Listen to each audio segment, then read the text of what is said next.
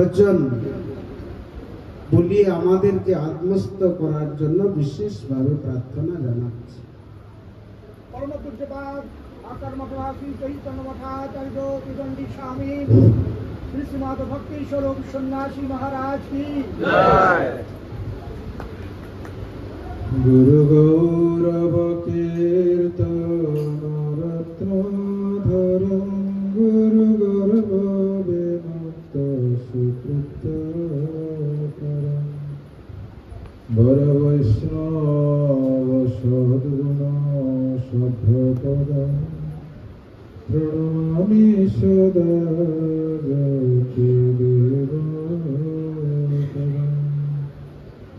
উপস্থিত সকলকে আমি আমার যথাযোগ্য দণ্ডবত প্রণাম জ্ঞাপন করছি।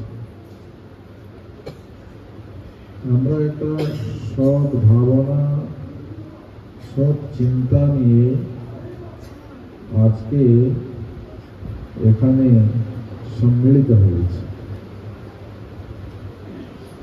আয়োজক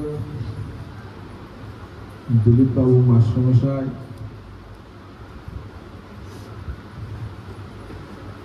ভালোবাসার লোক না হলে ভালোবাসার লোককে ডাকা যায়।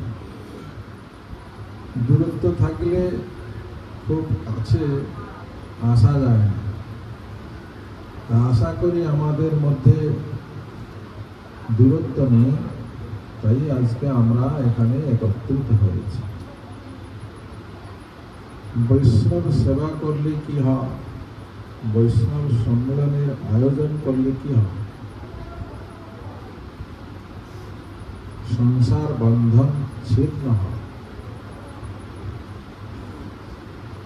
রঘুনাথ দাস গোস্বামী সংসার বন্ধন ছিন্ন করার জন্যই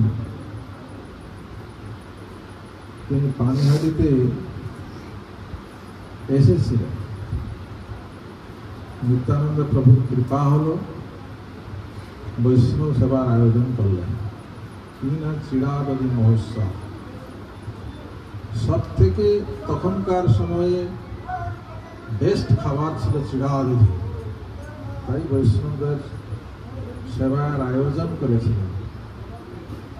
নিত্যানন্দ প্রভুর কৃপা হলো, বৈষ্ণবদের কৃপা হলো, সংসার বন্ধন ছিন্ন করে রঘুনাথ দাস গোস্বামী নীলাচল ধামে মহাপ্রভুর চরণে নিজেকে সমর্পণ করেছেন।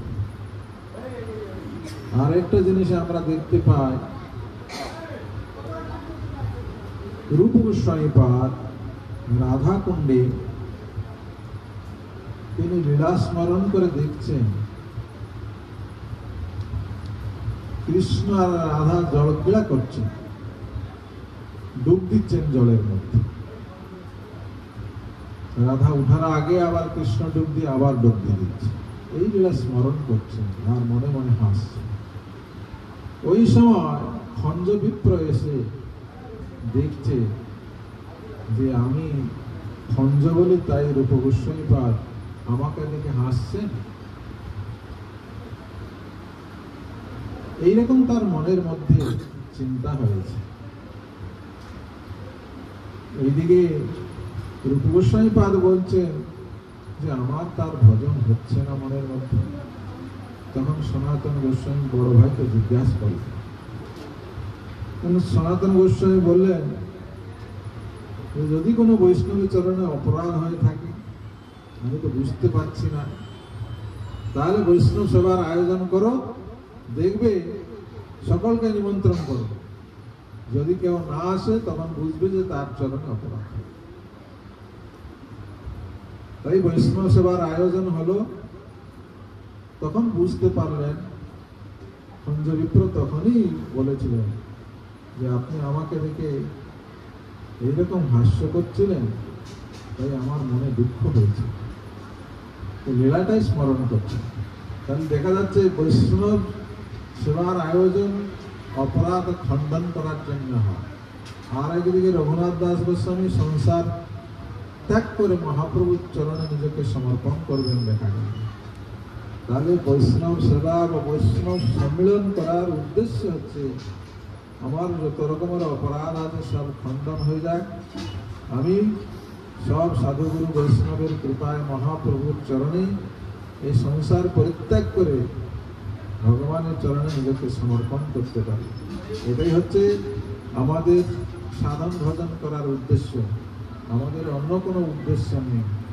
তো মাঝে মাঝে এইরকম বৈষ্ণব সেবার আয়োজন বা সম্মেলন হলে আমরা সাধুরা তো একদিকে ওইদিকে ঘুরে বেড়াই, তো মাঝে মাঝে সাধুদেরকে একটু দেখা যায়।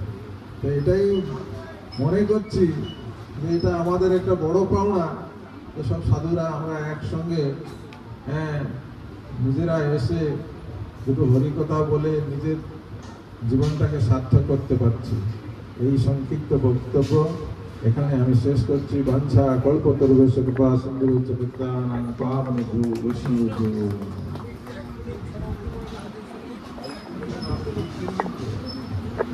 এই কথাটা বলতে চালু আছে।